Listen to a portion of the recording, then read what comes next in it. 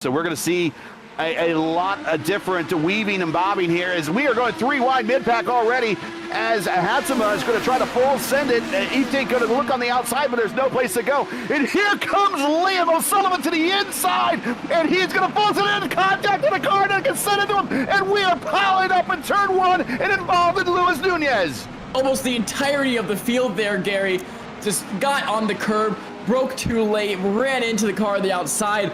And who is our leader now? I can't quite tell who that is. Sullivan, but Liam O'Sullivan survived everything. I think he has a damaged left front wing. I think he has a damaged left front wing, and Vogelzang's going to take advantage of that and send it to the inside into 7, and they're going to make contact. O'Sullivan now will take the lead, I think, as we have a car around this. Katie Pollock around with no rear wing. She's going to reset that back to pit lane as the fight lead still continues. It's coming off the quarter, got on the oval turn 2 into the south short chute, and outside O'Sullivan's going to keep the momentum. Right now, I think O'Sullivan, and looking at the braking zone, here comes Julian, but I hear Vogelzang gets the pass. Julian's going to get the pass, and Kinder is going to get the pass because I think O'Sullivan is walking wounded out there. Yeah, O'Sullivan definitely involved in that crash, although he didn't spin around, has front damage, and now Austin for the lead on the red tires. And I think really the car that's sitting in prime position is Seb Kinder. iThink to the inside, getting on that hard under power, gets the car squirrely. These cars all right here, we have iThink, Kinder, Seigers, they're all on the primes. Your biggest gainer right now is Nick Pressey. Nick is up 8 spots, and also Muriani is up 11 spots, but a lot of those passes for those drivers are because of the massive turn 1 fracas that we saw with that fight for the lead. As now Nunez down 6 spots from 10th all the way to 16th, driving with a heavily wounded car. 46 Julian seconds off the lead is now for the win, or for the lead I should say. He gets the pass, and they're going to have lap traffic in front of him. Julian, Solich through the grass. He's got to get back those spots. But in front of Julian, we got Hatsuma and Vitor, who have come out of the pits under repair. He's got to navigate lap traffic already as he goes wide down the Holman straight now. To the inside, here comes Vogelzang.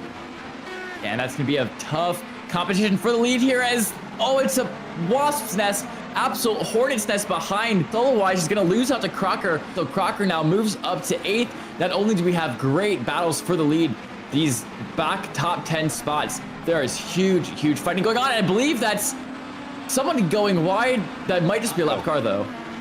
Yako's going wide, and actually he gets passed by Aiden. Aiden now up to 9th. Back up front, it is Julian setting a purple lap as he gets on by Hatsuma, who was involved in that first turn incident. So now he has a little bit of a buffer now.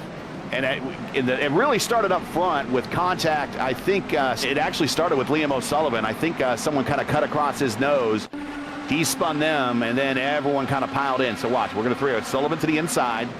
Yeah, and just turning down, and everyone going to escape roads, people going through the grass, down the Holman straight, cars, all sorts of damaged cars floating. There's where contact happens. And the back wing that's what happened. The back wing delaminated. Just kind of fell down with contact. Now we can kind of see what happened just a couple seconds ago. Millward loses it into turn 1, spins it around, avoids contact. Lucky. Because we see a car wide down the Holman straight. Not sure what happened to that car. Clinty take a peek to the inside of the braking zone. Turn 7.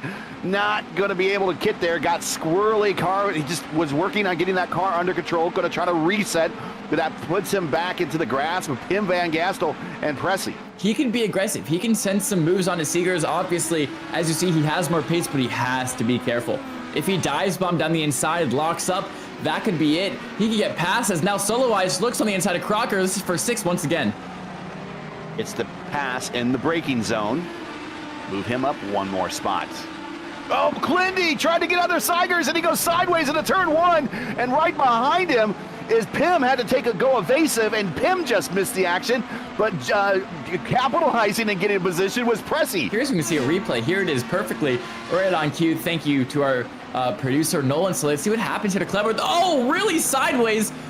Able to keep it relatively straight though, and doesn't even lose a position because he kind of just blocked the track accidentally. Yeah, he's going to have to work on that brake bias here, probably adjust it to go maybe a little bit more forward. The way that he just kind of hit the brakes and went sideways immediately makes it think that maybe he had a little too much rear brake bias.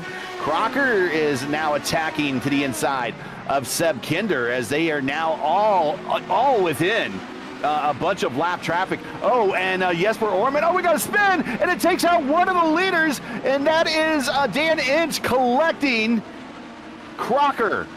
But now we get a replay to see what happened here. As that's just a little bit of contact, that collects two other drivers. It looked like Seb kind of got it to the inside of Dan Inch, and you talked about it. And with these cars, and especially this being a European-based league, the specter of netcode is always hanging over all of these drivers. So right now behind him, Pressy in the Mach 5, trying to get a line on the road racing driver to the inside this time with Clindy over the pass over Jaco, and he got it slow, but Jaco's going to have the momentum on the outside. Clindy to the inside, side by side. Clindy's going to complete the pass, move Clindy up to the top, inside now the top 10. Can he hold on to it as Jaco goes wide, clips the grass? Kinder is in the 6th spot. Jesper Orman right behind Kinder. And we got Clindy spinning, and that's going into turn 1. And all those positions that he gained, well, there you go. He just gave them all back. It's all gone just like that. One mistake in racing is enough to completely ruin your race. And we saw it earlier when he was attacking Seegers, that rear brake bias. We really got to bring that more frontwards because that is not a car he's under control of in the braking zone. But man, look at this. Presley, Seigers, Millward, everybody 3 wide down the straight. Almost out of bounds. Presley to the inside. He's going to send it there in the Mach 5. Millward bangs wheels. Clindy picks back up positions again. This is so much fun to watch. I don't think I've ever seen Indy cars go 307 and press off the racetrack. There he goes. He picked up. He goes back to 13. Here goes Clindy to the inside, and he clips Seigers, and then Millward just kind of, well, I'm holding my line, and picks up all his positions and move Aiden up to 9th. Now Pim to 10th. Presley to 11th. Clindy back to 12. I think if Clindy had his choice, I think he'd probably take that one back. I think he just sent it late there, and car wasn't going to turn, and that's what happened. I think if he could take it back, he would take it back, but we are now 4 to go. Tink is in the draft of Vogelsang, and that's what's going to allow him to eat that distance to the inside going into turn 1. A battle for P2 right here on the racetrack in the closing stages, and move the VOR car up to P2. It's all a matter of time because of the all disadvantage. Now we have the fight for third, as you said. It's Solowaj on the outside of Vogelsang. Not able to get it done there, but maybe he has a chance coming into the next down straight here.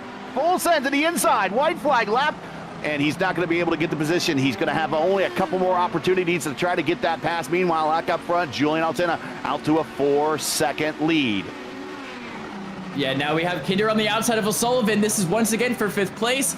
Another tire disparity battle there. They hold position for Solowaj once again. He's not on the button. Sorry, he doesn't have any button left, or I'm sure he'd be using it. He's going to try the outside once again of Solowaj. This is Solowaj on Vogelsang, and they're getting so close to each other. They're risking netcode. They don't care. And now Solowaj gets it done through the inside of the S's. I think that's it. That's all he needed to do. They're both Winchester on push to pass, so they have mashed the button. But here is Julian coming in to turn 12, now turn 13, and turn 14, and the first time in a little bit since last season.